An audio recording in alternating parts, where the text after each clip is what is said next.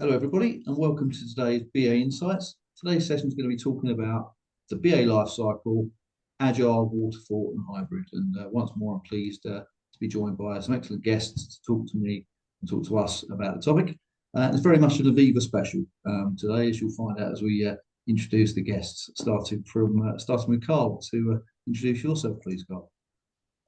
Yeah, thanks, John. Hi, everyone. My name's Carl Wrigley. I'm a principal business analyst over within Aviva, within the UK investment, wealth and retirement sector of the business.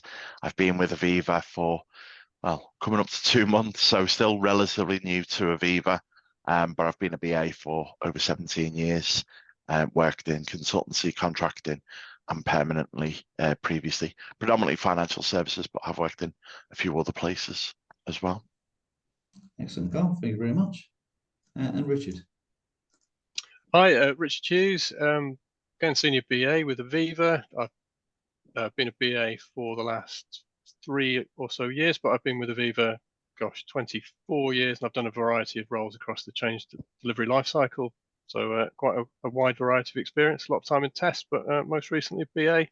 And last year I was the BA practice lead for the IWR part of the Aviva business. Brilliant. Thank you, Richard. Thank you again, Carl. So we'll start with the first question, really, which is around BA approaches and really whether you have specific BA approaches or life cycles that you tend to follow, either in your area or part of the organisation. And we'll start with you, Carl. Yeah, sure, John. So within Aviva, we have a Aviva change framework. It's 4 main stages, basically, from opportunity, mobilisation, execution, and ongoing benefit tracking. They're quite broad. They cover, obviously, more than just business analysis. They encompass the whole change life cycle as such. But within those elements, the BAs have some flexibility. There's some kind of guardrails as such in terms of how to adopt and how to plan the BA activity, but it is quite loose in a way to allow BAs to change and adapt in the way that's best for that kind of project needs. So it does factor in the fact that some programs are run in more of a agile methodology, or some more in a waterfall, or somewhere in that grey, wonderful world of hybrid in between. But by and large, it just helps understand in terms of some of the terminology when we move from our transformation colleagues who get involved at the very onset and then transfer over to our change functions, which Richard and I are involved in, to understand how to then navigate it all the way through. Excellent. Thank you, Carl. And obviously, you're both at the same organisation, but is it and I believe it's a question to you, Richard, really whether the methodology that Carl was referring to, is that across Aviva, or is that specific to certain areas or divisions of the firm? No, the change framework is across Aviva, but as Carl said, it's implemented differently or interpreted, used differently in different areas because people have different requirements. So the framework's says what should be done rather than how it should be done. It's not prescriptive because you haven't got a one-size-fits-all approach. We've got lots of different projects, different technologies, different ways of working, as Carl's already said. So the change framework is a broad approach to how change should be done without saying you must fill in this template and you must fill in this document. It says you need to go through these stages and you must deliver these outcomes without necessarily saying you must do it this way, to allow flexibility for people to do what's needed for their pieces of work. Understand. No, I mean, I've worked in similar organisations, although not Aviva, I should say, where there's been transformation and change or project life cycles, as well as BA specific ones within that. And generally in those examples, they're in place to make sure that, you know, the mandatory milestones or the things that we really need the BAs or we need the team to do, that they're done, but also to give them, I mean, certainly in those cases, where to give further guidance if need be about some of those more optional activities that might apply in certain situations as well. Yeah, sorry, John. I was going to say, at the start of a project, one of the things we do is to go through that. There's a quality contract and a change framework, a list of things that you would say should be done, and there'd be a project discussion around, do we need to do these things? Is it the right thing for this particular piece of work? And then you adopt them and say, yes, it is. Or if you're not doing it, then you have to say why you're not doing it. And as long as there's a valid reason for why it's not being done, that's fine, because you wouldn't want to spend a lot of time producing things that aren't going to be used and read. It's just a waste of time. So it's trying to right size it to the piece of work you're doing while Yeah, providing absolutely. the correct level of governance.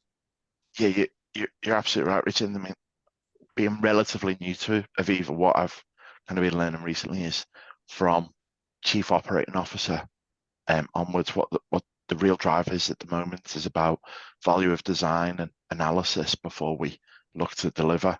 And so, you know, there's a real emphasis on thinking about how we consider these parts before we move into, you know, the more traditional kind of delivery. And that's where it plays into what our BAs are there to do, and what they should flourish in thinking about is considering everything in its full aspects before we move forward.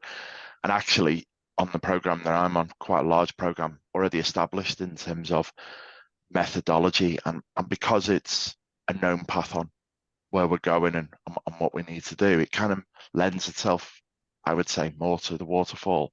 But even within there, we're constantly talking about, are there elements of Agile that we should look to, you know, adopt? And in there, it's thinking about, you know, delivery with purpose, thinking about the outcomes, thinking about the achievements at a more granular stage in terms of discovery and hypotheses and elements like that. So in my experience of big organizations like Aviva and other places that I've worked, it's very hard to get true Agile per se. It's always a mixture of both.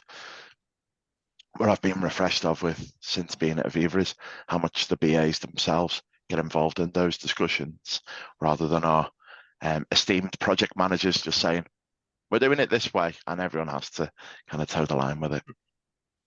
And I mean, that's certainly nice to hear, because I also, not Aviva, but I've certainly heard other organisations through some of these conversations actually that they're always telling me that there's opportunities for BAs to be involved a lot earlier, and I think if they were in some cases, it gives the opportunities for the BAs to opine on how to perhaps approach the analysis, maybe how they can complement what is going on in the project, and possibly even have a view as well around whether it is appropriate to go agile or waterfall or somewhere in between. But yeah, interesting to hear. I mean, from a Capco perspective, we don't have any formal life cycles in place that we have to follow. We tend to generally adopt the life cycles of the clients we're working in, but to guide people from an internal Capco perspective, we tend to see things through a BA service catalog lens. So whether you're looking at things from an agile, waterfall, or hybrid perspective, it just calls out the different things we would expect you to consider as a BA, and then that hopefully arms each BA so that when they're working at Aviva as an example, the terms that they see in the transformation framework are actually understood and clear, yeah, and comparable, so that they have they're ready to go really on Aviva projects. Excellent. And I mean, just you mentioned, I think, Agile there, Carl, as well, and it'd be interesting to know. I'll start with you again if I may on this question, really, around the deciding when to decide or how to decide whether to go agile or waterfall or perhaps hybrid. Could you provide a bit of colour on to how that process happens at Aviva or on a given project? I mean, I haven't been involved necessarily to make those decisions as yet. I have been speaking to some of my peers within the principal BA kind of community just to understand, because some of the larger initiatives do run on a very much more agile kind of methodology than what we're doing on the piece of work that we're working on. I'm a bit of a geek when it comes to the Cynefin framework, for example. So I like to, everything I hear, I kind of interpret into that element. And when we hear the term complex, we don't have the order, we don't have the kind of outcomes clearly defined. So what we need to do is probe, sense, and analyze and move them through. When we hear that, and some of the portfolios that are adopting Agile, it's really because of those means. So it could be that we're looking at an area to do with health modifications, health insurance, and we're thinking, we know what the product is and we're looking to push the boundaries at Aviva on how that goes forward. So let's discover, let's put a time box on it, let's think about it, come back with those opportunities and realize which is the right path to then take, and then move through the more agile kind of ways of working in those principles. And similar with our wealth business, where we're offering a more direct platform for customers. Again, agile kind of fits with that because we've got a product, it's out of the box, and then we're looking to see how to develop it in those other ways. So by those terms, you've got product owners and BAs working alike to understand that discovery and how to take it forward. Whereas on some of the others, it's more about, on our side of the business, Richard and I's in investment, wealth and retirement, we're in a very good, strong position within the market. So some of our programs of work are looking at how to, strengthen that place at the top, and exploit it and move it forward. So whether it be migration of systems or acquisitions of business, at that point, does pure agile give you the right outcome? Probably not. In some ways, it could inhibit or confuse things, where we know that once we've acquired a business, which was in the press recently about AIG, using pure agile wouldn't necessarily work. So we've got a fixed end date on when we want to migrate that business over to, and we want to bring them into the Aviva family from a customer and people and system perspective. So Waterfall probably fits a bit more appropriate in that way. But as a whole, as a community, we're constantly talking to each other about, how to adopt some of that mindset in terms of the way we think and the way we approach things. I'm a big advocate of trying to inspire our stakeholders by doing something a little bit different. If I went to another meeting where it was presented with an Excel spreadsheet and then a PowerPoint presentation for a whole day, it would just switch me off. So thinking about stakeholders who are going to those kind of workshops or those kind of presentations being presented the same, is that the right way to kind of inspire them to be excited about the change that we're looking to deliver? So we kind of talk about some of the agile ways and some of the tools that kind of come with agile. Thinking about collaborative tools such as Miro, Mural. We've got a plethora of them. We're kind of testing them out in different places at the moment. Really just getting the BAs to push it and be a bit more kind of innovative with their ideas. So I've probably gone off track a little bit there, John, with my answer. No, I typically do, but it's all around thinking about agile in everything that we do, but not being fastidious to some of the events or ceremonies that you get with it if they're not delivering or yielding the right value. And that makes sense, Carl. And it's good to hear that. I mean, it's more than just following a different framework to the letter and not adjusting at all as a result. I mean, it's more about in my view, more about that agile mentality, and therefore, if it's the right thing to do, you say, for the project that you're on, for it to be waterfall, that doesn't prohibit using any other, mentalities or approaches or even techniques that people might naturally attribute sometimes to agile.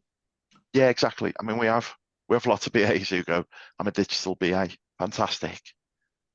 You're a business analyst. It's great that you're working in that digital space, but you're a BA at heart. And then we have BAs going, I'm working within a regulatory change project.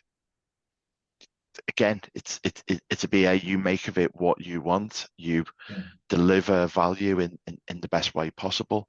Some might seem a bit more kind of innovative or within that kind of newer age, but all of them are still fundamental, right?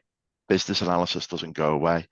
Really understanding the need, identifying those opportunities in the niche and helping the business realize and unlock that potential that it's got within itself. That's essentially what the BAs are. So I like the Agile Onion. A few years ago, I was talking to a lot of people about it in terms of you go through the methodology, you understand the events, but eventually you get to that higher being once you get to the layers of it just becomes part of what you do. And that's in some ways the challenge we have at Aviva is getting people to think about it and doing it instinctively without having to give it the badge. You're doing it agile. You're just thinking about design thinking, opportunities, and the right solution for the right time. That's it. Yeah, and yeah, I mean, I'll park a few comments. I'll let Richard give his perspective as well. But yeah, I certainly agree. And many of those points are resonating quite a bit, Carl, I should say. But Richard, be interested in take your perspective on how to decide methodology as well. Yeah, I think we've got a variety of technologies. We've got some that lend themselves more to agile ways than others. We've worked with different teams internally, so they've got different ways of working. We work with third parties, so some of those are more set up to work in an agile way. Some of them are much more waterfall, and we have to try to find a common way of working. But as Carl said, it's not being agile. It's using, I think, the tools and techniques that agile has, and picking the appropriate ones to try and bring value in for your delivery. So again, no one size fits all. We've got constraints around some of our funding, and some areas we've got persistent feature teams who are set up and funded, and they can deliver in an agile way from a backlog. In others, it's more you're setting up a project, you've got to justify the cost of that team, you've got to deliver to milestones. But then, even then, you can pull out some agile ways of working and try and get the benefits to deliver. I think previously we sometimes had a push that agile was, we're going to be agile, and people were thinking, right, I'm going to be agile, so we'll have a daily stand-up meeting. We're agile. And it's like, no, you're kind of not being agile. So just being agile for the sake of being agile might not be the right thing. So it's all about picking the right methodology for the situation, and then having a wide variety, a toolbox of techniques, and picking the right ones. And as Carl said, we've got BAs working across a variety of different types of projects, but they're all BAs doing business analysis, and they might be using different techniques in different situations, but fundamentally they're BAs, and we move people around so they get opportunities to hopefully see a variety of different delivery methodologies. And that's one of the good things I think about Aviva. It's such a big, varied organization that you get a lot of opportunities to do different things that in a smaller company you just probably wouldn't be able to see, and you'd have to leave to go and grow your career and see different things. So Aviva has a lot of variety. That's certainly an interesting point too. It allows people that perhaps have maybe been on waterfall projects historically, when they get to move on to an agile project, learn a different approach, and quite possibly when they move on to a waterfall project later, or you've got agile experts moving on to waterfall projects, they don't just jettison everything they knew about agile. They'll bring with them the expertise and the understanding, and use it to sort of encourage the team that they're now with to maybe think about adapting a little bit. Yeah, definitely. We encourage that a lot in terms of forums, community calls at a local level within site, or whether we do it more nationally or by kind of cohorts within particular kind of portfolios. We encourage all the BAs to speak up and come up with different ideas. We have a knowledge repository where we put within their past experience within projects, and in there it lends itself to, well, how did you do it and what did you do?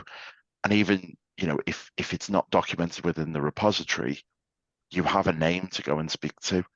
And I'm obviously at that stage within Aviva where I have to ask an awful lot of people an awful lot of things, because I'm new and I'm playing with that, new to the business badge. But people I work with who've been at Aviva for, a number of years, I always encourage them to, you're doing this first piece of work for the first time, but it's not the first time Aviva have ever done it. And the chances are across the community of 70 BA, someone else has already had this experience. So let's work with each other and connect and move it through. And what I would say is everyone's open and everyone's keen. I think that's just a trait of every BA, to be honest. It's not just Aviva, but certainly within Aviva, everyone's keen to advise and help out each other and care really about giving you the best chances to succeed in the project and portfolio that you're working in. Yeah, I would say that seems to be my experience as well, that BAs I think generally are quite adaptable, and they'll look to to change their approach as best suits the stakeholders and the situation and the project. And I think that for me is quite often what I see behind the reasons why we move to Agile, or sometimes we adopt a somewhat hybrid method, or we'll stay in Waterfall if need be. So it's because it's no good enforcing on the team, Agile as an example, if actually the team work better in a hybrid or Waterfall way. And when I say the team, I don't just mean the developers, I mean BAs as well, the stakeholders. So there's a lot of different perspectives that come into play to determine, often how agile we can be, and sometimes that's not always it's not always a situation that we just turn on right at the start of the project. Sometimes we have to, help some of our stakeholders sometimes to understand, what agile means and what a more agile approach might look like, to give them comfort that, even though we might not necessarily be reporting to X amount of milestones going out for the end of the year, that we can give them other means to be comfortable that there's progress in the right direction, focusing on the right things, and that they're gonna get a working product within the time frame that they expect. In fact, earlier in most cases. Absolutely right. When I speak to my manager, we talk often about how to make the team highly effective.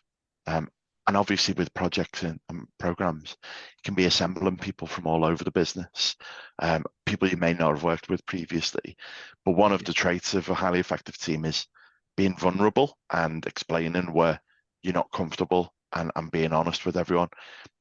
You're absolutely right, John. With Agile, sometimes I think we need people to say, look, I'm just not comfortable. I don't think I know enough about what role I'm expected to play as part of this squad on how to achieve it. People can sometimes stay quiet and kind of go along with the flow, but then are they bringing the whole self to it, or are they playing at it? Like Richard said earlier, having a stand up every morning doesn't make you agile. Probing and sensing with people and asking those questions, and listening to what's being said and developing, documenting little and often. That's where the agile elements come from. But that mindset takes the whole team to come together and mobilize. So I fundamentally agree that actually it may be easy in some ways to start on a more waterfall type approach, build that team dynamic up, and then look at, is this still the right methodology, or do we look for the opportunities to harness, an agile way of thinking? Is a potential way, rather than drafting people in who've always done agile and trust them, because you limit the opportunity for others as well. So it's a fine playing act that we do as a community, that we care deeply about all our people, and make sure that we're moving people around for the right opportunity and exposure. Sometimes we get a little bit of friction within the business, which is kind of understandable, but I'd rather have that challenging friction and us keeping on pushing the boundaries to do right by people, because that's ultimately what this is all about. Brilliant people helping deliver exceptional projects. I would agree. And I mean, it actually makes me think about a situation, or a few situations I've seen repeated quite a lot of times, actually, in that quite often in my experience, the technology team or the dev team, they tend to lead the way in agile practices across like a project, I would say. So they're one of the first people I tend to speak to on a transformation, to try and find out how they're working, how they're set up, how best the BAs can interact with them. And if they're really agile and they've got really effective processes and really effective tools, quite often actually the obvious next step then is to get both the wider stakeholders and help the BAs work in that complementary way, rather than sort of almost forcing inefficiency on the dev team as a result of maybe a lack of understanding from the BA team. And it's generally quite easy, I think, because of that adaptable mindset that you mentioned. BAs are generally quite open to learning new things, new approaches, and this is just another example of it. Absolutely, yeah. It makes me think as well about some challenges in terms of really challenges faced in determining the right approach, whether that's waterfall or agile or hybrid or otherwise. And I wonder, I'm going to put this question to you first, Richard, if I may, in terms of whether you've experienced any such challenges and perhaps how you've overcome them.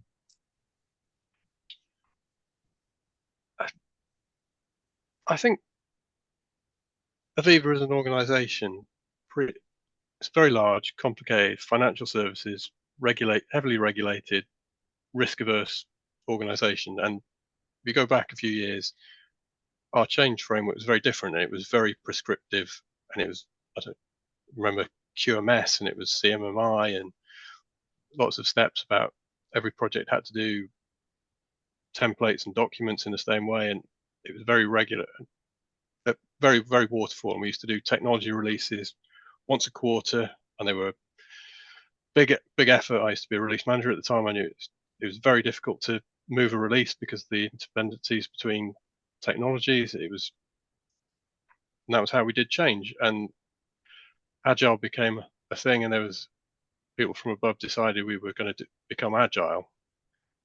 And the word from the top was we will be Agile, and everybody was pressed to be Agile, which led to a lot of the behaviours I said before about people. Well, we're having daily stand-ups, so we can tick the box and we can tell the people above us that we're Agile, and we're not going to get onto the naughty list for still being waterfall.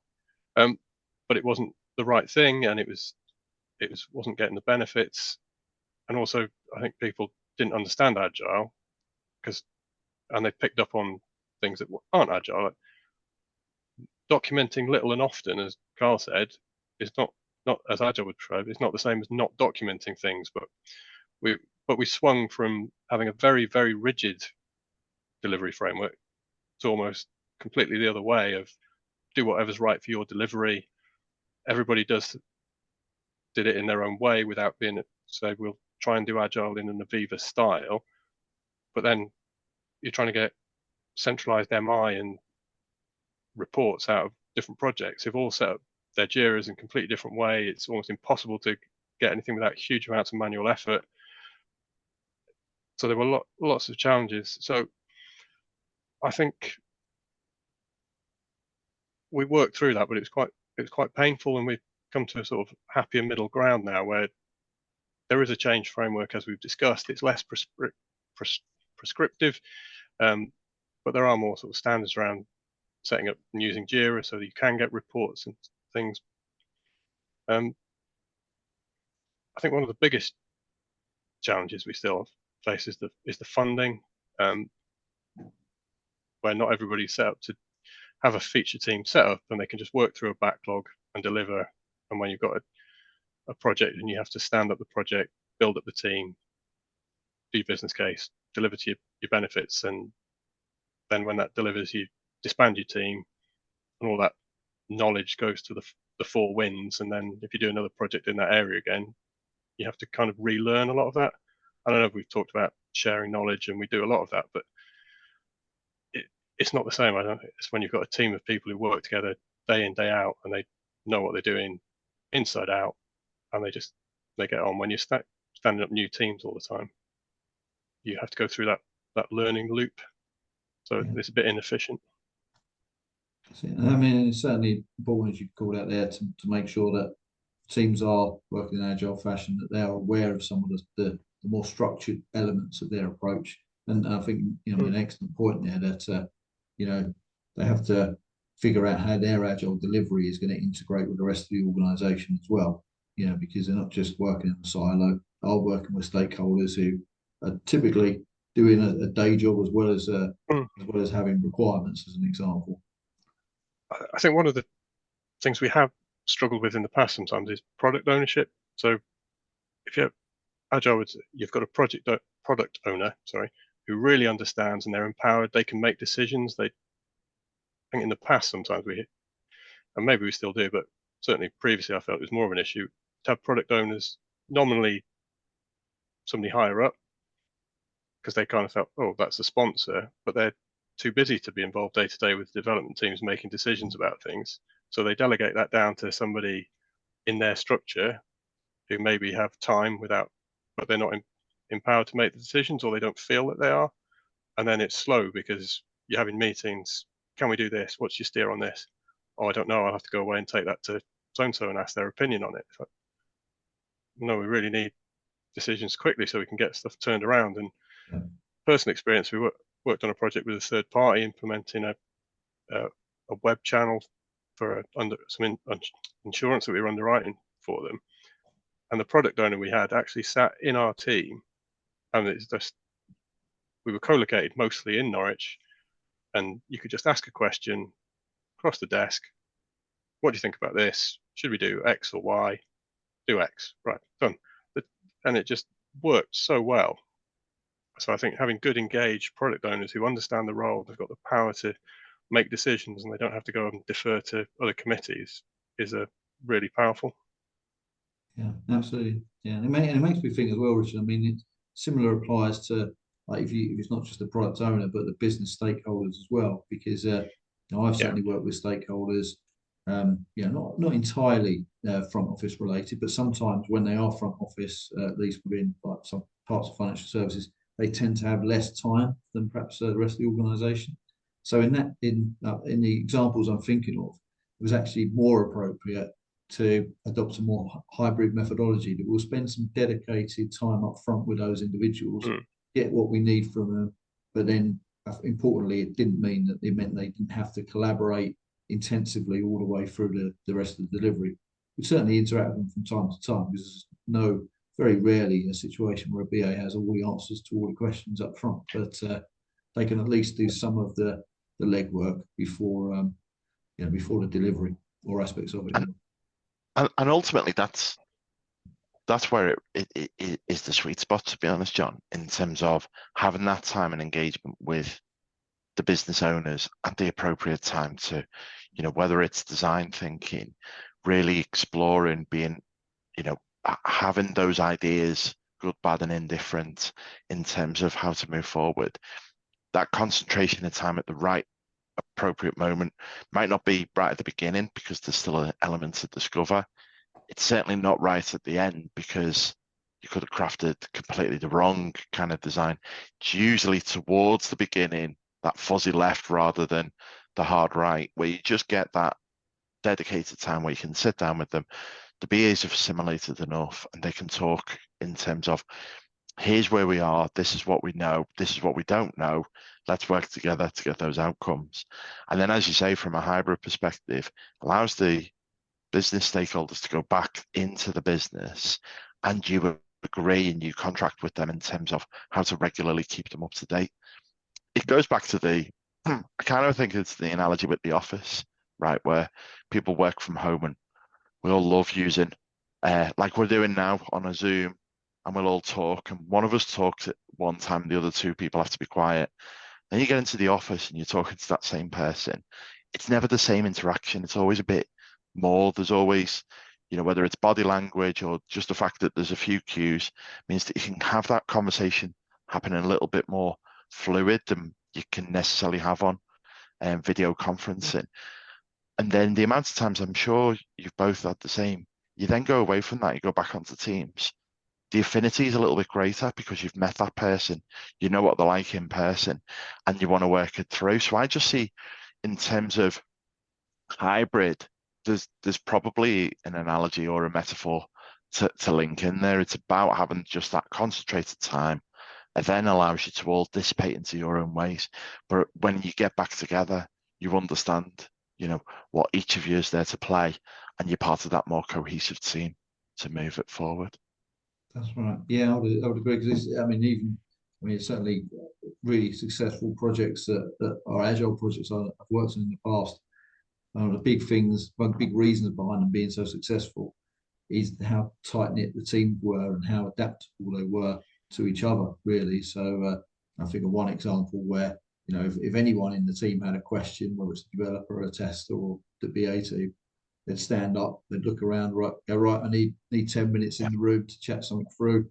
I need you, and you, let's go. And that would happen, and that's not to say that can't happen with teams, it can do, but it's almost like getting that contract agreed up front amongst the team, so that, you can be responsive to each other, you can help each other, you can collaborate all the way through as you need to as well. And perhaps that sometimes means adapting as you go, and realizing that maybe some of the approaches you might have adopted are not working for the team that you've got or the situation you've got. So you can be, you can be truly agile and actually adapt your technique to fit the situation as it evolves.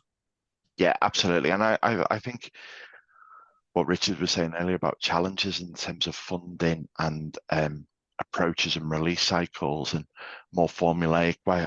I can see that kind of being broken down at Aviva, but still elements of it. And I think from my experience, again, not just within Aviva, but elsewhere, one of the main challenges to going fully agile is that element of control that business sponsors, stakeholders, maybe chief officers will think they have on a program, because agile very much relinquishes some of that kind of top-down mindset approach decision making, because it's more of a movement of the people who are working in that actual space at the time and reporting it through. So how you overcome those challenges, it's about finding out what their kind of aptitude or attitude is to try it out. As I said, chief operating officers talking about spending more time designing and less about delivering, because we'll deliver better outcomes by designing it better in the first place. Starting to see that from the very top, instilling that all the way through. It'll take a bit of time. It'll take a lot of effort. We'll make mistakes along the way, unfortunately, but we'll make the mistakes for the right reasons. And again, I sound boring, but as long as we document it and we catalogue what happened, why we made whatever we did, that will allow us to learn from that in the future and make better decisions from that experience, however it panned out at the time.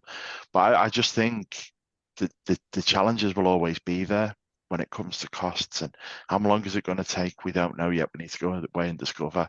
Well, if it was Waterfall, it's going to take this long. Okay.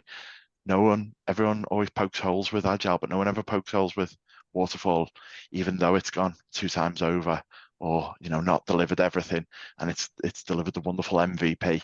So it's not about one is better than the other. It's about what's appropriate at the time. But I think that hybrid way is probably the sweet spot for an organisation as big as Aviva. Yeah, absolutely makes sense, and it definitely makes me think as well about the need for the trust to be built at all levels of the organisation. Like the obvious ones being not only top down trusting the team that actually they're going to deliver, but also the team helping that by actually sharing, being transparent, giving as much as they can to help those senior individuals on the project get what they need from it, but also to be adaptable, so that if there's something not quite landing upstairs that needs to, then actually how can we adjust the process so that they get what they want, which ties back to the point Richard was making, that those people at a certain level of the organisation, they're not just looking at one project, they're looking at how it connects to the rest of the organisation. So they don't always have the benefit of being as flexible perhaps as one feature team might want them to be. Yeah. And it makes me think about the point related to the BA capability and BA practice as well. And perhaps I'll start with you, Richard, on this one, in terms of how does the BA practice community within Aviva, or maybe has the practice advised the community on to give them the support they need as they work through their agile or their waterfall or their hybrid projects? So, excuse me. So the communities, there is a support mechanism and for sharing knowledge and experience. We've got a lot of experience across the team. There's like hundreds of people with years of experience, and as Carl said before, it's unlikely that anything you try and do hasn't been maybe done by somebody else before. So there's no point reinventing the wheel. So running monthly calls with asking for people to sort of play back things they've done that might be useful for others, having open discussions on sort of topics of interest. So last year we had calls around AI and what we thought, maybe what's the impact this might have on our as BAs or on the business, good and bad. And talked about the knowledge store and encouraging people through the practice to contribute to the knowledge store. So if you've done a document or a plan or anything you think might be useful, if you found out something about an area of the business or a system, and you've had to go away and you've documented something about how that works, put it on the knowledge store. Then the next person who comes along, right, it might be a little bit out of date, but it'll be better than starting from scratch. And just really giving people a support network and go and speak to your colleagues, especially the more junior people who haven't got the network. It's trying to put that network in place for them and assigning buddies and mentors for people so they've always got somebody to go and ask the question to, that they might be, maybe they don't want to ask their manager because they're fearful of looking silly, but somebody at their peer level that they can just go and ask any question. And no question's a dumb question in my book. If you don't know, you don't know. You find out by learning and asking people and experience. So trying to shortcut that, because obviously it takes time to get experience, so can we shortcut that for people? That's right, and just making those individuals aware that there's not just the BAs that are on their team, whether they're more senior than them, but also that community as well. I think there's the whole wide community out there. We have like Teams channels that if you've got a question you don't know, you can post it on Teams. You know, can anybody help with this? Or I'm in this situation, what do you think? Or if we'd have open discussion sections about what would people like to bring up, like a surgery type session of you got a problem or a question, bring it along. Somebody's probably done that before, or even if they haven't, there'll be some heads to bounce ideas off. But just trying to use the people around you that you're not on your own. It's a great way to bring credible ideas back into your projects and your changes as well, because I think there's nothing better than saying, not just I've got an idea, but I've got an idea and I've got it from Carl, because Carl's elsewhere in the organisation, part of the BA community. He's done something similar before. Let's reuse it, and that just gives that level of credibility, which probably is based upon that appreciation that there's some merit in what's been suggested, as it has been done before, and there's someone else who's been doing it. And especially people such as Carl who've come in from outside, they've worked in other organisations. There's a lot of people who've been at Aviva for a long time, such as myself, and kind of we know how things work here, but there's a big world outside of Aviva, so trying to bring that outside knowledge in. So also look to do things with the wider BA world as well. So we had one session where we had a guest speaker, a guy called David Beckham, who does a lot in the wider BA community, came and talked to us. He gave a talk that he was preparing to do for a conference. We sent some of our BAs to some conferences to sort of absorb stuff. We've had people talk at conferences, spoken to some people within sort of peer organisations to see how their practices work. So there's always more you could do, but we try and just get that knowledge sharing and support network going as much as possible. Yeah, absolutely. Yeah, and it's good that it's two ways. It's not just the BA practice to the individual, it's back the individual sharing their knowledge with the practice. It's got to be two-way. I mean, the practice is the people in it, and some people who are naturally all keen, they're always volunteering, always contributing things. There's a lot of people who don't do very much, and there's some people in the middle, and it's trying to get as many people as possible to contribute actively and really strengthen the community. Yeah, agree. And Carl, good to get your perspective. I know you're not going to Aviva long, but I mean, I know your experience of BA is a lot more extensive than your small period at Aviva. So feel free to answer from that broader sense. Well, one thing I will say, just follow on riffing from what Richard mentioned there, is about the knowledge base. When I joined, and I've seen it in many places, and I'm sure you've done the same, John, as a consultant, it's gone, the two things you need to unlock is the knowledge of people possess and the skills and the abilities that people have. And it's very, I find it very difficult in places to go, you've got 50 BAs, how do you know who's good at what parts? Because BA can sometimes be a bit of a lonely life in terms of maybe the one BA on a project surrounded by people, but you don't interact with many other BAs from a day-to-day basis. So how do you really understand what they're good or not so good at? I walked into Aviva and they've got it's called the Ask database, which is, I think it's ability, skills and knowledge is what the acronym stands for. I've got a nod there, so I've remembered something for you. So the Ask database is it's a place for people to put down their honest appraisal of themselves in terms of where they're skillful or knowledgeable about something, if they've got abilities and experience. Agile comes into it, and there's many other things. I completed that survey, and out of the back of that, it identifies where we've got maybe a skill shortage within the whole practice, or where we've got a concentration of people that we can look to pull on and, you know, do those kind of talks either at a local level or do it a bit more wider across Aviva. Even as Richard said, you know, people who've attended the BA conference in the past and done talks about it, it's fantastic for them because it's something for them to be proud of, share the good work that's being done at Aviva, and give back to the BA community who gives so much to us within Aviva as well. So it's kind of all encompassing. I think certainly, you know, being wider and being, you know, I like to quite be prominent in the BA community. Maybe I need to do a little bit more at times, but, you know, going to events with other BAs is fantastic because I say this all the time. There's no other group, I don't believe, could have as many fascinating anecdotes as a group of BAs talking about the wide and varied changes and, you know, the good, the bad, and whatever happened on those projects. Similarly, I more recently I've been kind of spreading my wings and spending a bit more time with the product owner communities a bit more and going to some of their networking events, more from a outside in. I have no aspirations to be a product owner, but I want to understand a bit more about what they believe, they perceive of BAs. What could the BAs be doing more of? What do they enjoy from the BA community? How can we work closer with them? So it's about unlocking people within the BA community to talk a lot more, like Richard said.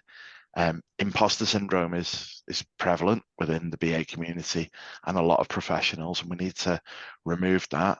I have a mini swear jar for any of my BAs on my program who say, oh, I was just doing that. If they ever say just, it's 50p in the swear jar, because a just to a BA is monumental to someone else, and we need to just encourage and foster that kind of celebration of just this. It was a fantastic piece of work and we really need to celebrate it. So yeah, there's lots to go at.